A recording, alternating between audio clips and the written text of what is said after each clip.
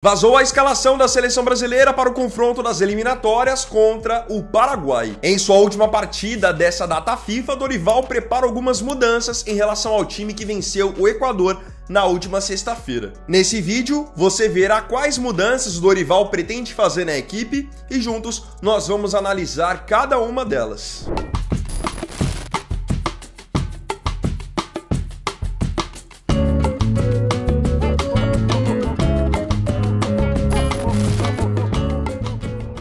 A seleção brasileira se prepara para o seu próximo jogo dessa data FIFA, quando enfrentará pelas eliminatórias a equipe do Paraguai. O Brasil tinha vencido na sexta-feira o Equador pelo placar de 1-0, mas foi bastante criticado de uma maneira geral pela sua fraca atuação. Ainda mais pelo nível que o Equador demonstrou no jogo, o Brasil deveria e poderia ter feito muito mais, mas não muito mais gols. Poderia ter jogado muito mais mesmo, porque em determinado momento abriu mão de jogar, viu o Equador ficar muito mais com a bola, não foi eficiente nas chances que criou. Vimos um Vinícius Júnior, por exemplo, muito apático, sendo que é hoje a nossa principal referência. Então, para enfrentar o Paraguai, claro que a torcida e a imprensa cobram Dorival Júnior por mudanças. Vamos falar então um pouquinho desse jogo. O adversário. O jogo vai acontecer amanhã, na noite da terça-feira, contra a seleção do Paraguai. Paraguai que vem de um momento conturbado. Eles foram eliminados na fase de grupos da Copa América, inclusive estavam até no grupo do Brasil, não passaram de fase, e agora nessa data FIFA vão enfrentar o Brasil, e o primeiro jogo deles na data FIFA tinha sido contra o Uruguai. Empataram fora de casa em 0-0. Falando sobre o time do Paraguai. O time do Paraguai, que vai amanhã enfrentar o Brasil, deve contar com muitos jogadores que atuam no Brasileirão, já que vários deles foram titulares nesse jogo que eu citei contra o Uruguai. Então, foram titulares contra o Uruguai o goleiro Gatito Fernandes, que é do Botafogo, os zagueiros Gustavo Gomes do Palmeiras e Júnior Alonso do Atlético Mineiro. No meio campo tinha sido titular Damian Bobadilla, que é meia do São Paulo, e foi titular no ataque Isidro Pita, atacante do Cuiabá.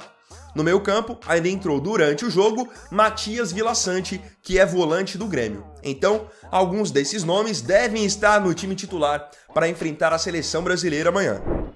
Qual a escalação? Informação do GE é de que, em relação ao time que venceu o Equador na sexta-feira por 1-0, o Dorival Júnior vai promover algumas mudanças. Nem tanto de nomes, mas sim muito mais de posicionamento. Ali que deve entrar o principal impacto do time. Em resumo, a seleção jogará quase da mesma maneira. As mudanças vêm no ataque.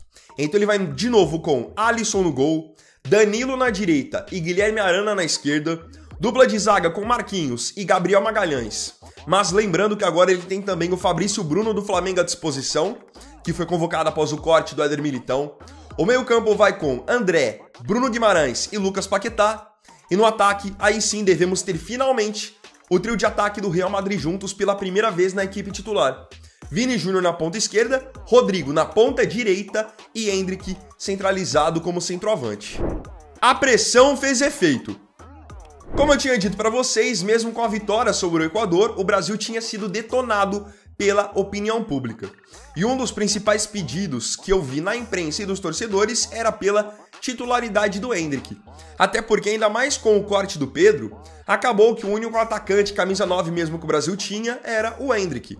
Aí depois, com o corte do Pedro, foi convocado também o João Pedro, que joga no Brighton. E mesmo assim, quando chegou no jogo contra o Equador, o Dorival fez questão de colocar entre os titulares o Rodrigo, fora de posição, jogando como um falso 9, e colocou o Luiz Henrique do Botafogo na ponta direita. Então, em relação ao jogo contra o Equador, a mudança é a saída do Luiz Henrique e a entrada do Endrick. Endrick indo para centroavante, sua posição de ofício, e o Rodrigo indo para a ponta direita, que é exatamente onde ele joga e brilha pelo Real Madrid. É que desde que o Dorival iniciou seu trabalho na seleção, ele sempre tem tentado insistir muito mais com o Rodrigo jogando como um meia ou como um falso 9. Agora parece que ele cedeu a essa pressão que existe para que o Rodrigo jogue na posição dele e finalmente ele vai proporcionar isso para o Raio e vai proporcionar também a titularidade para o Endrick. Lembrando, tá, que contra o Equador não é que o Endrick foi reserva e depois entrou. Não, ele não jogou por um minuto sequer. Quando ele promoveu mudanças no time, ele manteve o Rodrigo lá como falso 9 até o fim e acabou colocando então o Estevão na função do Luiz Henrique e o Lucas Moura na função do Lucas Paquetá. Então parece que a ideia do Dorival com esse jogo contra o Paraguai não é nem só ganhar o jogo.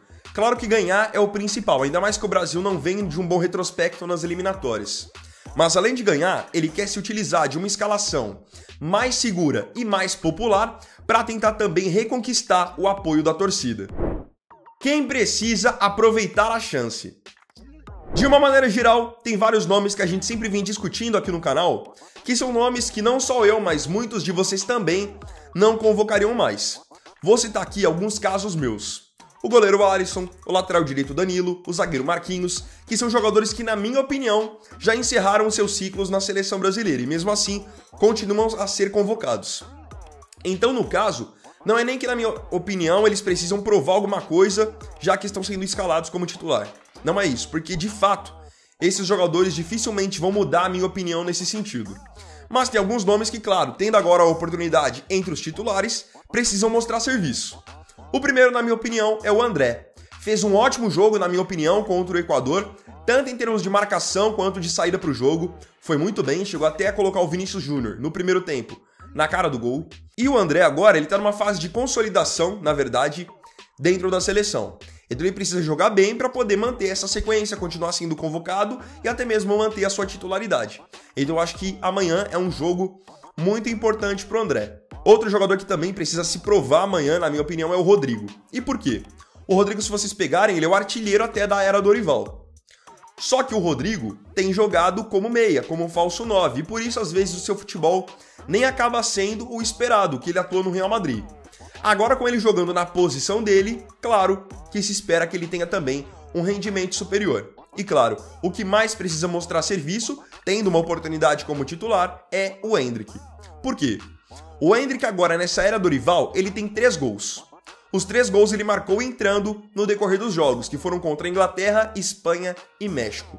Quando ele teve a sua primeira oportunidade como titular, que foi na Copa América contra o Uruguai, ele não fez um bom jogo. Então agora vai ser a primeira oportunidade que ele vai ter de jogar pós-Copa América e provavelmente como titular. Então vai ter a chance agora de apagar aquela impressão ruim que ele deixou na eliminação contra o Uruguai. E aquilo, agora tá jogando na Europa, tá treinando muito bem contra alguns dos melhores jogadores do mundo. Tem a questão de ele já tá mais entrosado com o Rodrigo e com o Vini, então a gente espera que isso agora na seleção traga resultado, surta efeito. Sendo sincero, eu acho que essa escalação talvez seja a melhor, dentro do que o Dorival pensa, claro. Porque se fosse na minha opinião, eu não colocaria o Alisson titular, colocaria o Ederson ou o Bento. Na lateral direita, eu iria com o William, mas enfim. Eu acho que dentro do melhor que a gente pode esperar do Dorival, é isso aí. Ele não vai colocar esses nomes que, no caso, eu tinha citado. Agora eu queria saber de você, se você gostou dessa mudança que ele fez na equipe titular, se acha que esse time do Brasil pode apresentar um futebol superior ao time que venceu o Equador na sexta-feira. Não se esqueça de comentar. Então, bom, galera, esse aqui foi o segundo vídeo dessa segunda-feira. Agradeço profundamente a você pela companhia em mais um vídeo do canal. E não se esqueça, se tiver gostado do vídeo, deixe o seu like, se inscreva no canal, compartilhe, comente e me siga aqui também nas minhas redes sociais. Então é isso, galera, tamo junto, até amanhã e até o próximo vídeo. Fiquem com Deus e uma excelente semana, que seja extremamente abençoada. Vini Wagner aqui, valeu, falou e fui!